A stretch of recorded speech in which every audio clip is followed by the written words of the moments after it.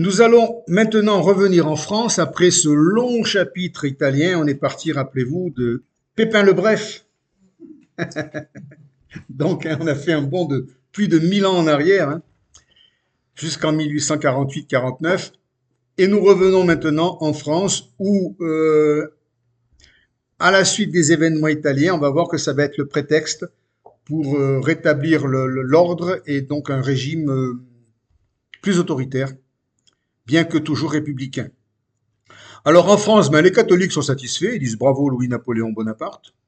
Les républicains sont furieux de voir qu'on a attaqué notre république, ce qui est logique.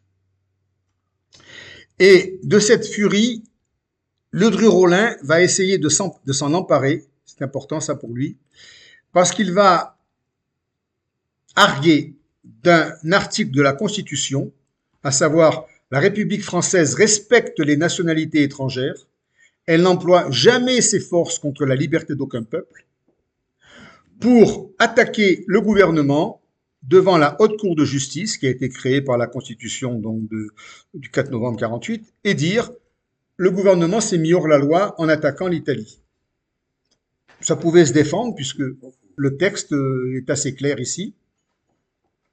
Sa tentative de mise en accusation du gouvernement est mise aux voix, elle est bien entendu rejetée, parce que la gauche, qui représente à l'époque 180 députés, fait le plein, mais avec 203 voix, donc ils ont même été un peu au-delà du plein, mais il y a 361 voix contre, et donc la mise en accusation, la tentative de Ledru-Rollin est rejetée.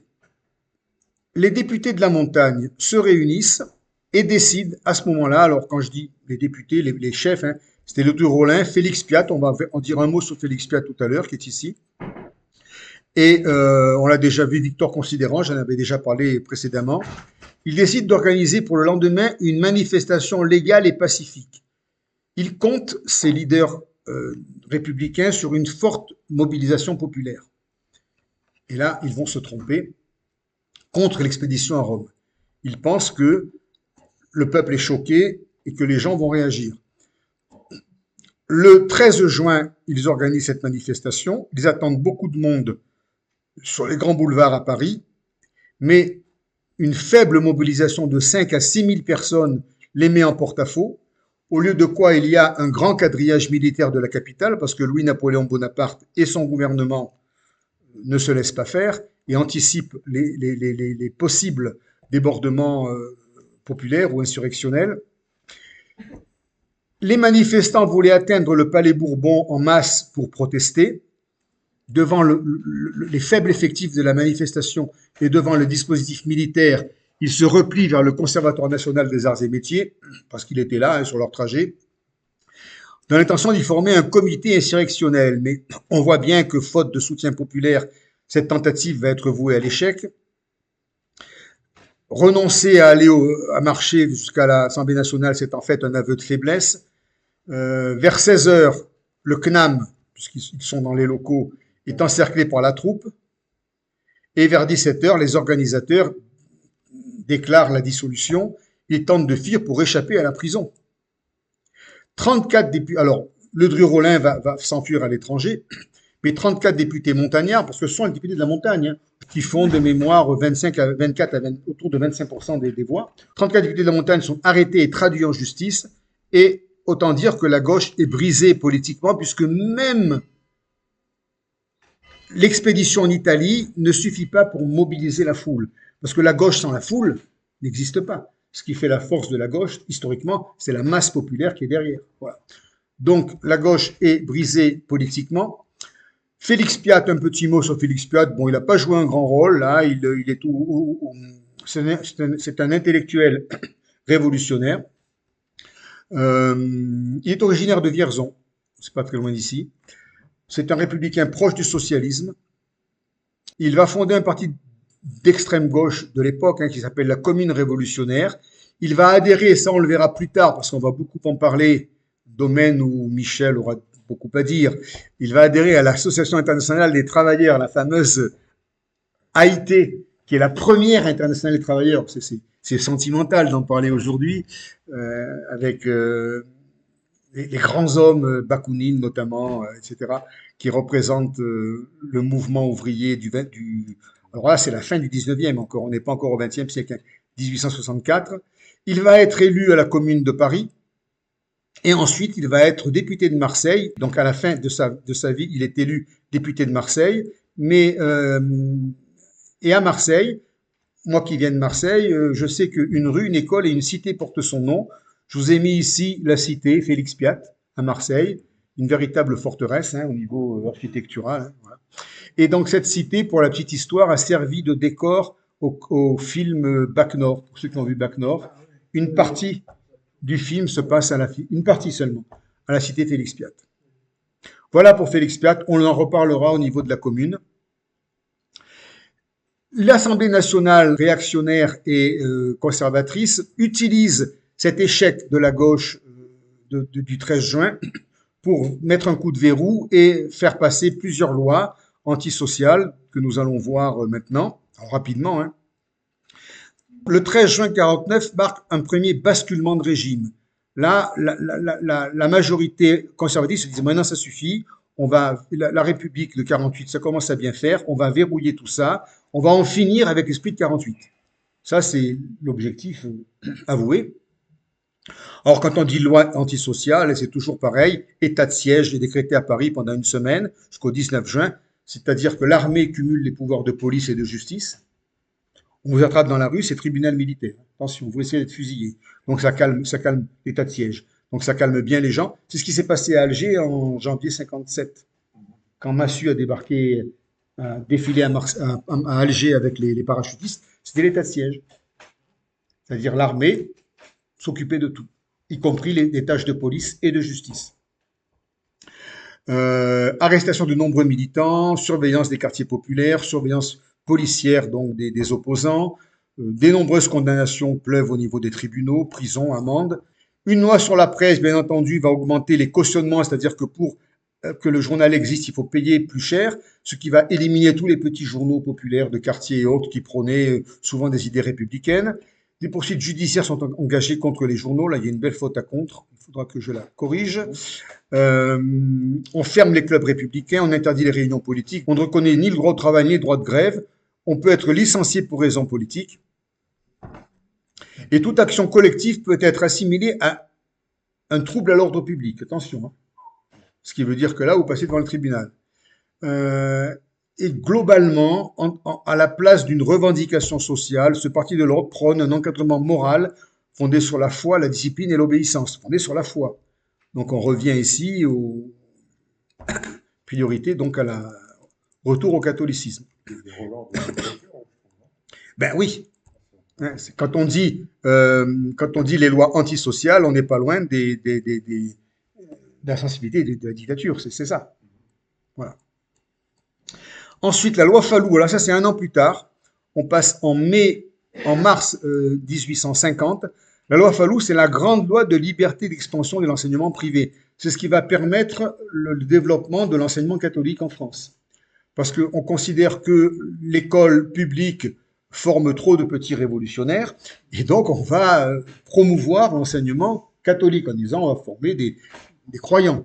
L'article le plus important, c'est tout Français peut former un établissement d'enseignement secondaire, avec quelques conditions, mais enfin bon, voilà. Et à partir de là, l'enseignement catholique va bien entendu emboîter le pas, et ça va être le développement de ce qu'on appelle l'enseignement privé, cette fameuse loi Fallou, qui n'existe plus aujourd'hui. Hein. Elle est remplacée par la loi Debré de 59, mais même la Troisième République l'avait déjà amendée, mais voilà, elle a à ce moment-là promu avec l'autorisation du recteur et la validation du préfet, le développement de l'enseignement privé.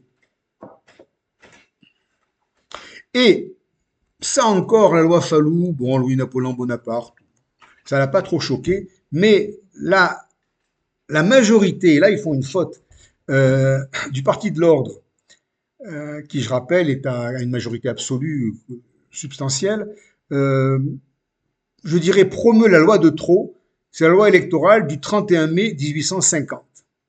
Parce que là, ils vont restreindre le suffrage universel. Et là, attention, en politique, quand tu touches à mes électeurs, là, ça devient violent. Que dit cette loi du 31 mai 1850? Elle redéfinit la liste électorale. La liste électorale est composée de tout Français âgé de 21 ans accompli, jouissant des droits civiques et politiques, domicilié dans sa commune depuis plus de 3 ans. Ce qui veut dire que tous les petits travailleurs qui changeaient de commune pour avoir un emploi dans l'agriculture ou dans l'industrie ou un emploi d'artisan itinérant ne peuvent plus voter parce qu'ils n'ont pas 3 ans de stabilité dans la même commune. Et ça va amputer, donc vous verrez les chiffres ici, hein, ouvriers urbains, ouvriers agricoles, domestiques, travailleurs indépendants. Toute la France populaire est rayée des listes électorales. Donc on n'est plus dans le suffrage universel. C'est une malice, je dirais, de la majorité, mais on va voir que ça va se retourner contre eux. Et ainsi, cette majorité conservatrice ampute de 30% les listes électorales. Oui, 3 millions d'électeurs vont disparaître et le corps électoral passe de 9,6 millions à 6,8 millions. Donc on a 2 800 000 personnes qui ne peuvent plus voter. Et on va se recentrer sur les bourgeois, notables et paysans propriétaires qui sont des gens stables et sur qui on peut faire confiance pour le vote. Et cette mise à l'écart de la demande sociale par les parlementaires va créer un vide. Et c'est ce vide que va exploiter habilement Louis-Napoléon Bonaparte pour partir en campagne politique contre l'Assemblée nationale. Ça va être son cheval de bataille. Et là, on va voir qu'il va bien l'exploiter. Napoléon Bonaparte construit prudemment et discrètement son pouvoir personnel. Lui, au début, quand il arrive en 48, il ne sait pas qu'il va faire le coup d'État du 2 décembre de 51. Il ne sait pas qu'il va renverser la République. Il a juste une ambition, une intuition. Son ambition, c'est qu'il veut un pouvoir personnel fort pour diriger la France sans entrave. Il veut un exécutif fort, ça c'est évident, dès le début. Et son intuition, c'est que le peuple va le soutenir contre une majorité de notables à l'Assemblée qui représentent les bourgeois. Fort de cette ambition et de cette intuition, il avance tout doucement vers son objectif sans faire de bruit. Sa vision du pouvoir, elle est bonapartiste, c'est-à-dire personnelle, plébiscitaire, donc bonapartiste. C'est le propre du bonapartisme, c'est le peuple contre les élites. En son fort intérieur, 3 choses gênent Louis-Napoléon Bonaparte. D'abord, il sait depuis le début que la Constitution lui interdit de se représenter en 52. Bon, là, on est déjà en 50. Il dit dans 2 ans, les élections vont arriver, je ne peux pas me représenter comme président. Là, ça l'embête. Il sait que l'Assemblée se méfie de lui. Il lui doit sa victoire, puisqu'il a fait 74% des voix, et ensuite le même électorat vote une majorité à l'Assemblée nationale qui est de plus de 60% des électeurs. Grosso modo, c'est les mêmes personnes, sauf la frange très populaire qui a aussi voté pour Louis-Napoléon Bonaparte. Donc il sait qu'il doit une partie importante de sa base électorale à ce parti de l'ordre. Il ne peut donc pas les affronter frontalement. Mais lorsque cette majorité prend l'initiative de restreindre par la loi du 31 mai 1850 sa propre base électorale, là il se dit, là ça va plus. Il m'enlève mes électeurs. Ils sont en train de saper la base électorale sur laquelle mon pouvoir est assis.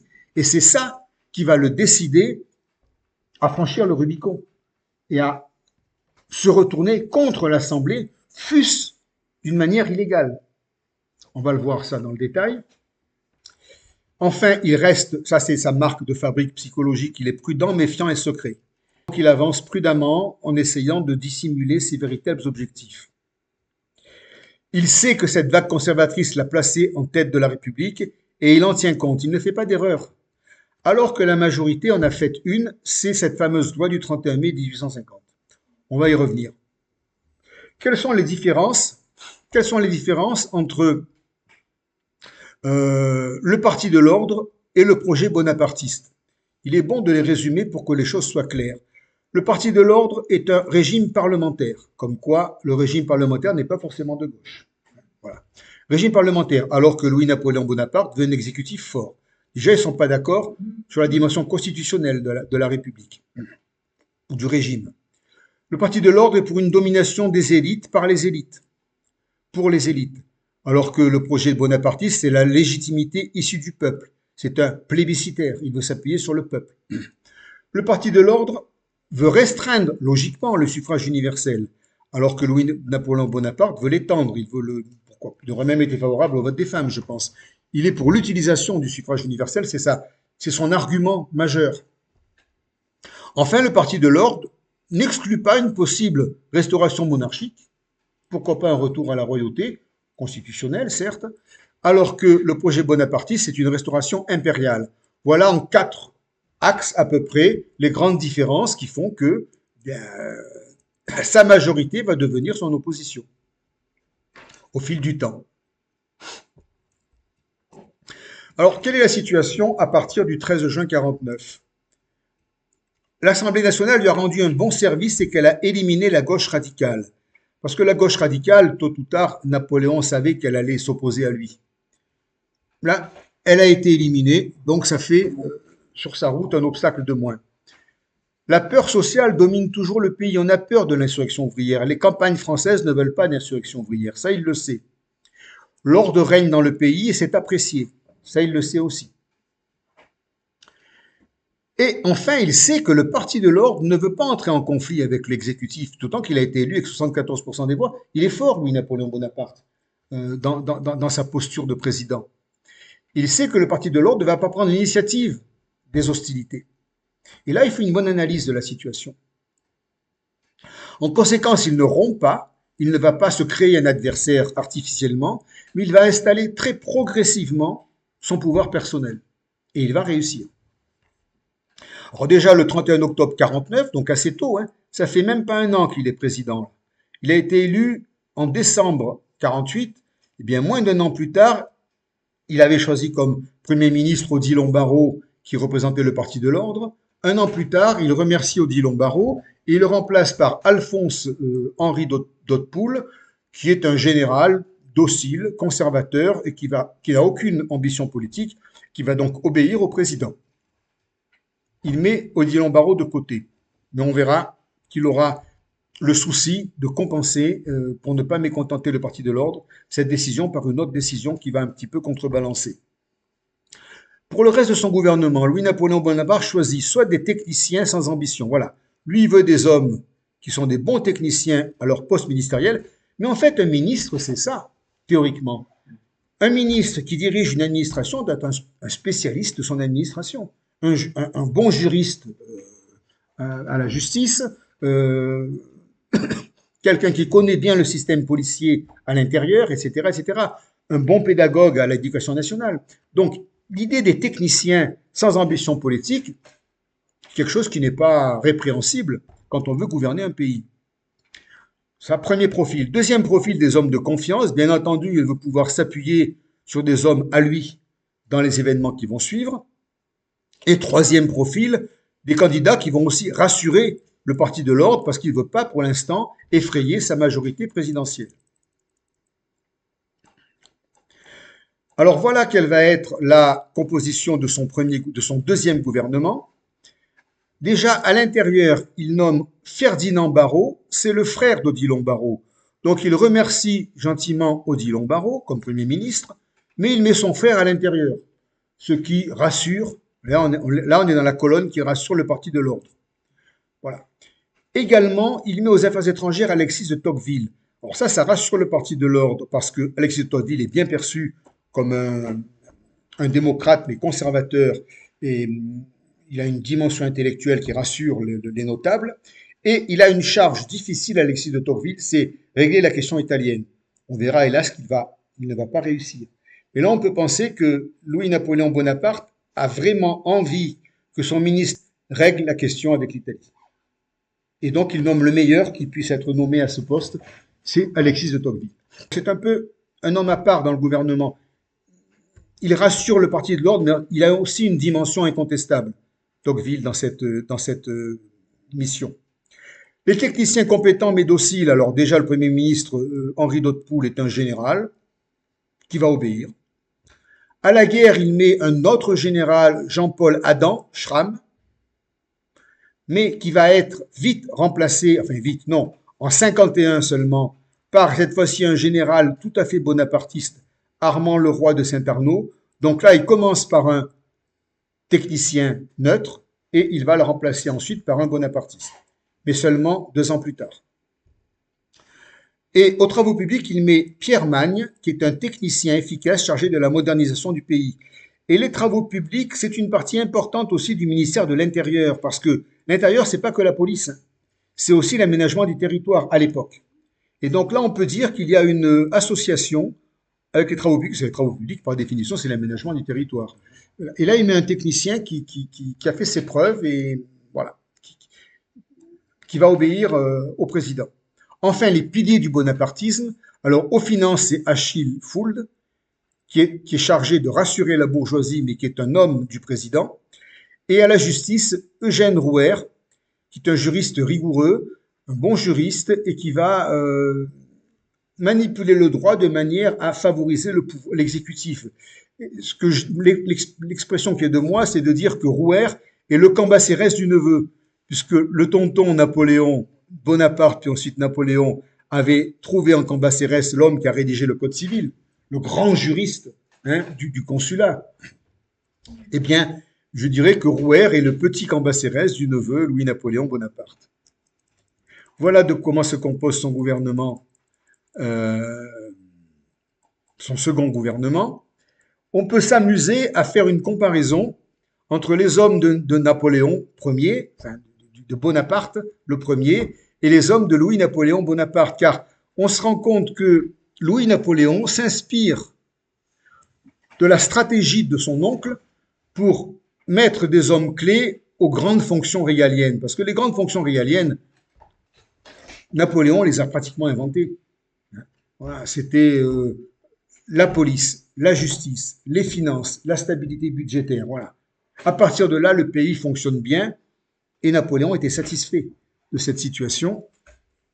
On voit que Napoléon Bonaparte a trouvé Joseph Fouché et finalement avec Charles Maupas à la police. Alors Charles Maupas, on l'a pas ici parce que c'est un préfet en fait. Il n'est pas dans le gouvernement encore. C'est un préfet, ça va être le préfet de Paris.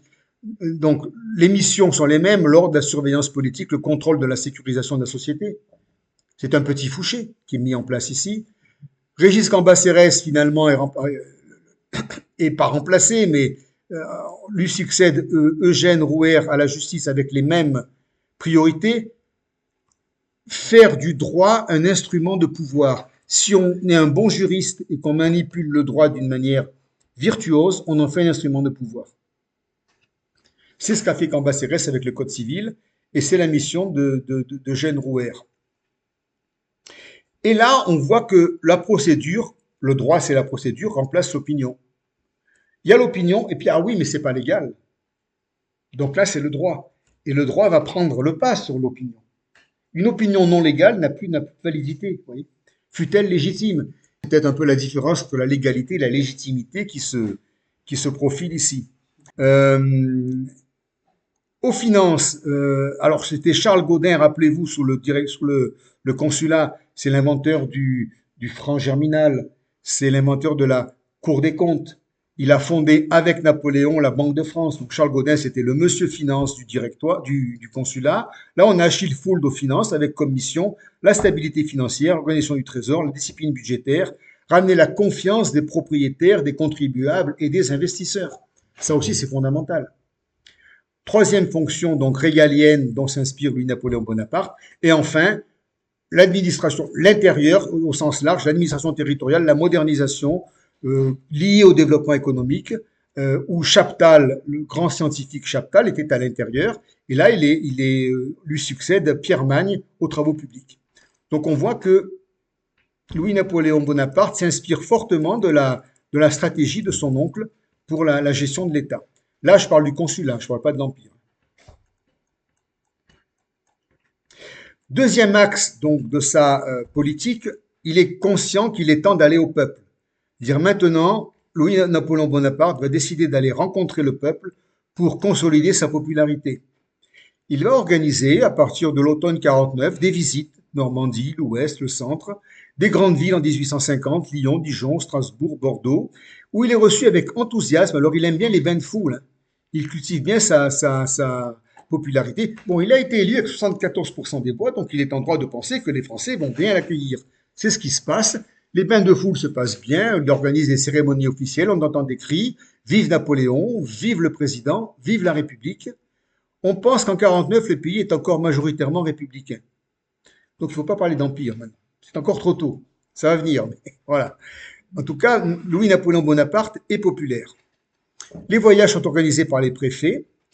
Des notables locaux sont mobilisés pour aller au-devant, bien entendu, du président. Des défilés, des banquets, des discours sont organisés. Et dans ces discours, Louis-Napoléon Bonaparte observe la rhétorique bonapartiste, c'est-à-dire appelle à l'unité nationale, le rejet des partis qui divisent, et ce rejet des partis, on va le retrouver dans le discours du général de Gaulle, à Bayeux, où il va dénoncer le régime des partis. On l'a déjà, ça, le fait que les partis, finalement, à l'Assemblée nationale, représentent plus leur intérêt personnel que l'intérêt de leurs électeurs. Donc le rejet des partis qui divisent, l'exaltation de l'ordre, elle veut rassurer les campagnes. La religion, la France est un peuple croyant, donc on intègre la religion dans l'unité nationale. La prospérité économique, ça c'était le grand dada de l'oncle.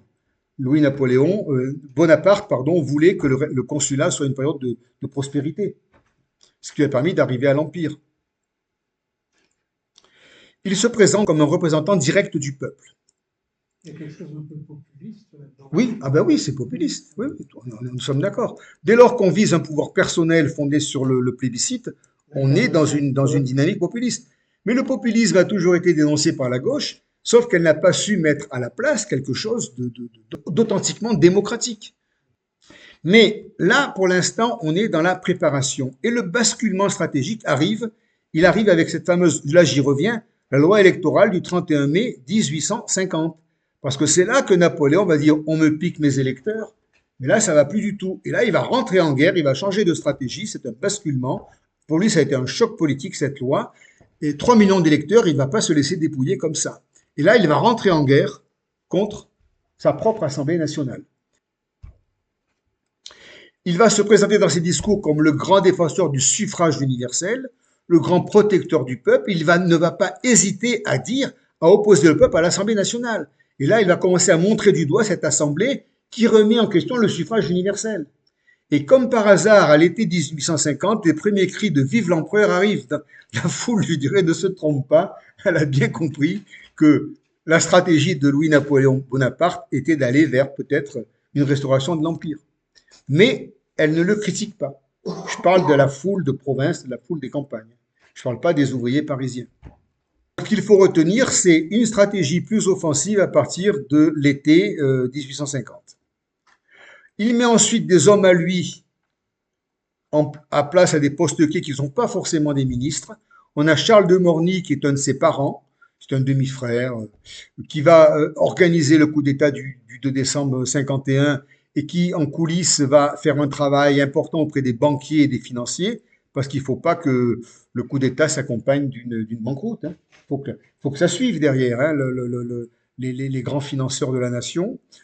Ferdinand Barrot, qui était donc le frère d'Odilon Barrot, va être remercié au poste de ministre de l'Intérieur, mais il va être promu ambassadeur, donc on l'envoie à l'étranger.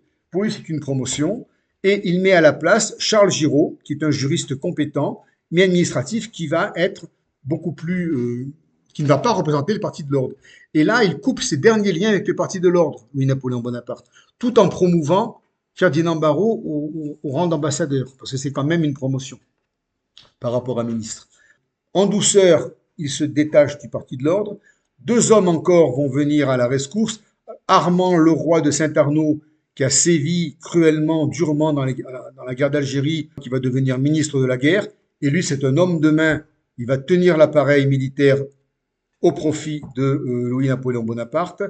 À la police, Charles Maupas, qui était préfet de Haute-Garonne, va se retrouver préfet de police de Paris pour contrôler la capitale, mettre en exécution ce que préconise Morny, parce que l'homme de l'ombre, ça reste Morny, là, qui est son parent, qui n'est que député, Morny. Il n'est pas ministre, il est député, mais c'est lui qui donne les consignes, la reprise en main des préfets, des hauts fonctionnaires et une surveillance étroite de l'opposition. Enfin, Victor Fialin, duc de Persigny, va être chargé de travailler dans les réseaux bonapartistes. Voilà les 4 hommes de confiance dont s'entoure Louis-Napoléon Bonaparte, dans la perspective de mettre la pression politique sur l'Assemblée nationale. Ensuite, il va quand même faire une proposition avant le coup d'État. Avant le coup d'État. Donc là, on passe de l'année 50 à l'année 51. Il propose à l'Assemblée nationale de modifier la Constitution pour autoriser la réélection du président. Parce qu'il se dit, après tout, s'ils me réélisent en 52, pas besoin de faire un coup d'État. Il veut faire sauter ce verrou constitutionnel de la non-réélection du président. À l'Assemblée, les débats sont vifs et des pétitions en faveur de Louis-Napoléon Bonaparte arrivent des départements. Les députés sont bien embarrassés. Ils voient bien qu'il est soutenu par l'opinion, quelque part, Louis-Napoléon Bonaparte. Et le vote a lieu le 19 juillet. Les bonapartistes sont majoritaires. Ils l'emportent avec 61% des voix à l'Assemblée, ce qui est une performance. 446 voix pour le fait d'autoriser Louis-Napoléon Bonaparte à se représenter en 52 et 278 contre. Donc on pourrait dire qu'il a gagné, sauf qu'il faut une majorité qualifiée des 3/4. Et que ça, il ne l'atteint pas, il manque 100 voix. Parce que si on fait le total, on est à 700 et quelques voix. La majorité demandait à peu près 540 voix, il en manque 100 par rapport à 640.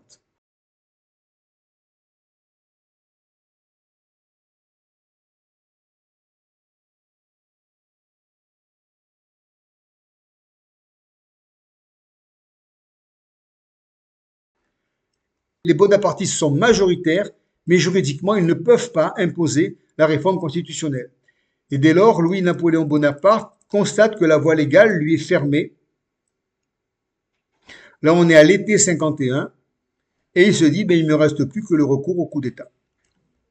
Je pense donc que c'est dans l'été 51 qu'il décide le coup d'État du 2 décembre 51, d'ailleurs qui va arriver dans 4 mois. À partir d'octobre 51, le mécanisme se met en marche, le mécanisme donc, du coup d'État se met en marche. Le roi, donc les hommes de confiance ont la mission, sont missionnés. Le roi de Saint-Arnaud prépare l'armée, conditionne les officiers, évacue les officiers hésitants. On veut être sûr que les colonels, les commandants, les capitaines ne vont pas se rebeller contre un éventuel coup d'État. Ça, c'est très important d'être sûr que l'armée va suivre. Parce que autant l'élection demande une base populaire forte, autant le coup d'État demande une base militaire forte. Voilà. C'est pas les mêmes atouts là dont il s'agit. Charles de Maupas, le préfet de police de Paris, accroît la surveillance et commence à dresser des listes d'arrestations parce qu'ils savent bien que le coup d'État, ça va être une course de vitesse. Dès qu'on enverra la police arrêter les opposants, il faut des listes d'arrestations complètes. On les met tous à l'ombre. Après, s'ils se rétractent, on les libère, mais dans un premier temps, on les met à l'ombre. Voilà. Donc une liste de gens qu'il faut arrêter, que Charles de Maupas dresse et précise. Charles de Morny s'assure que l'appareil d'État, parce que ça aussi c'est important, l'administration va-t-elle obéir? Tous les petits gras de papier dans les bureaux vont-ils appliquer les nouvelles instructions? Donc la chaîne hiérarchique des ministres, préfets, sous-préfets, maires, police, fonctionnaires est passée en revue de manière à ce que les hésitants soient remplacés et qu'on soit sûr que la chaîne administrative va fonctionner jusqu'à la base.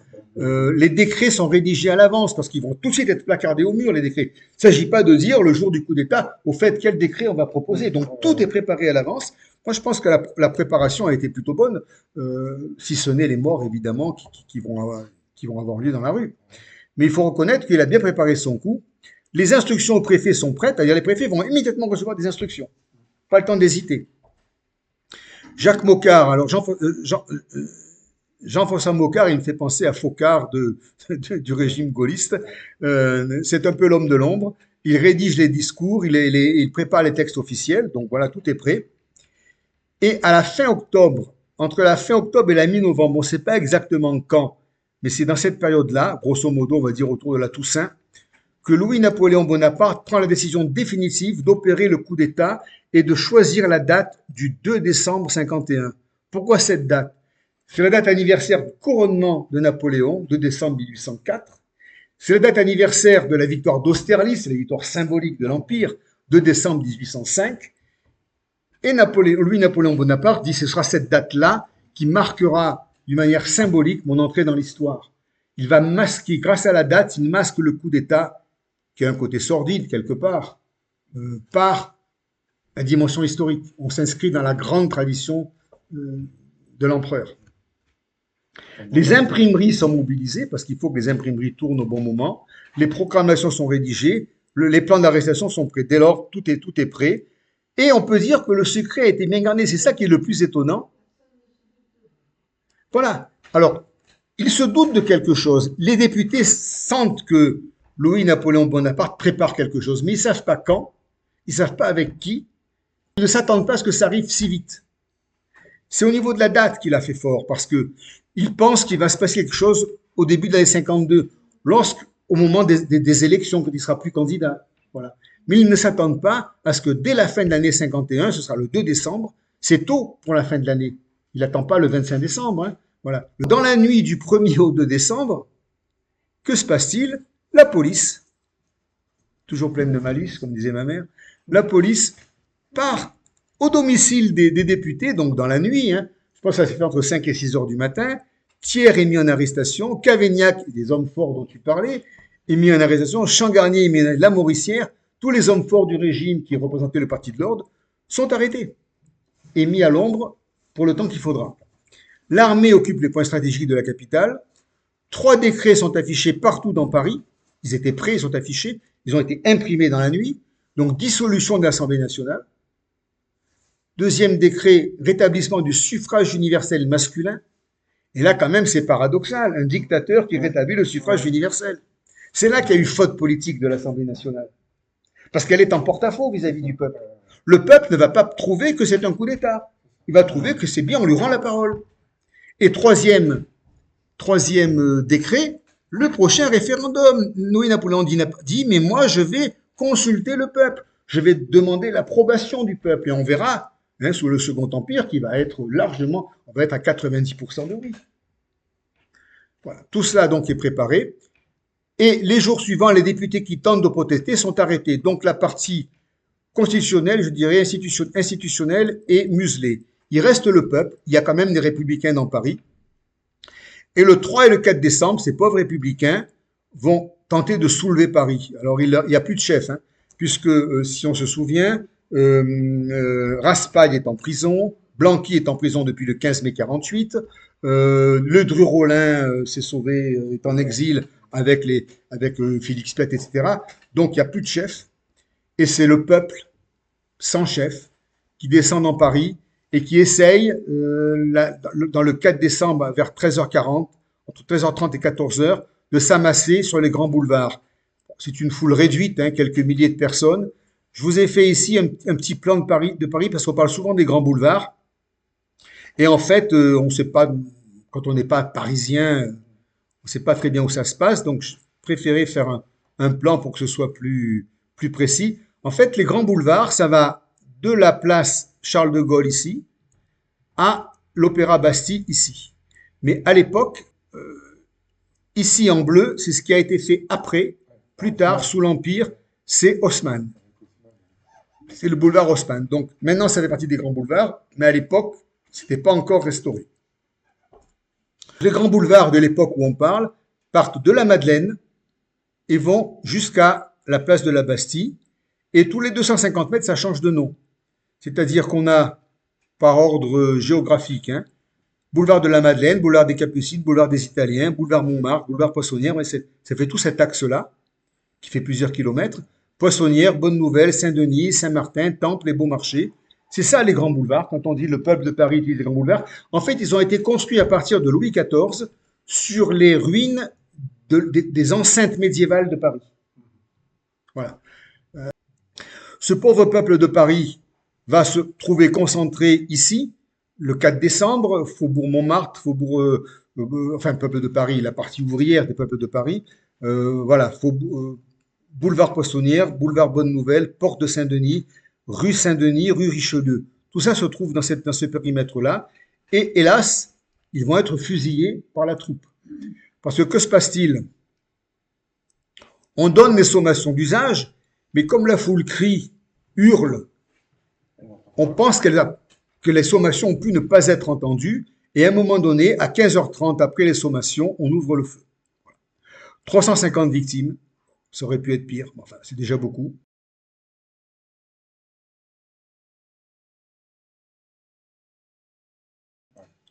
La scène se termine à 17h. Le choc psychologique est brutal, toute résistance s'effondre, les chefs républicains sont en exil, donc le coup d'État réussit puisqu'il n'y a plus personne pour s'y opposer. À Paris, sachant que la province est plutôt favorable au coup d'État. Voilà comment se termine la Seconde République, le 2 décembre 1851. Alors, moi je dis que, comme le Directoire, avant elle, la Seconde République s'est affaiblie par ses propres violences sociales. Il a fallu 3 coups pour abattre la Seconde République. Le 22 juin 1948, quand Cavaignac attaque les ouvriers dans Paris, là, c'est pas Louis-Napoléon Bonaparte, c'est un général républicain.